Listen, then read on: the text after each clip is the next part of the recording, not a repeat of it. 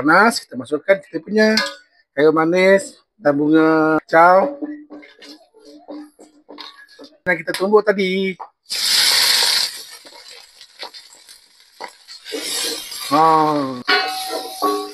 Kita kacau sampai naik bau. Oke guys, stay tune. Tahu 5 perut. Supaya bau dia lagi aroma guys. Ini cara saya masak itik berempah guys. Ada letak daun 5 perut. Oke, kita apa tadi guys? Kita perap tadi. Itu dia. Kita punya itik guys. Lemak kita gaul. Dengan bawang-bawang yang tadi guys yang kita goreng. Oke guys. Kita punya itik sedikit tiram guys.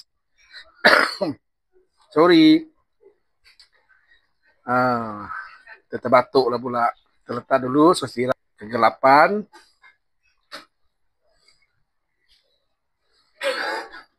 Oke.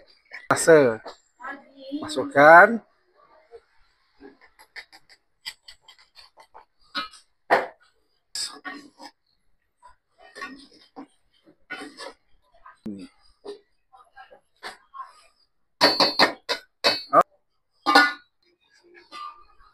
Oke, kita punya itiknya bawang.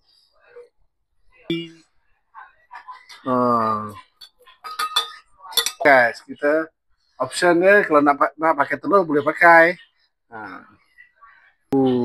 Campur dengan telur apa semua memang padu lah guys. Sebelum tu saya nak rasa dulu guys. Itik pun sudah masak. Saya nak hidangkan guys.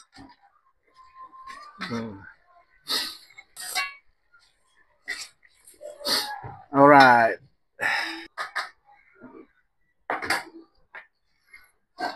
Ini dia guys. Saya punya itik masak kicap berempah tadi.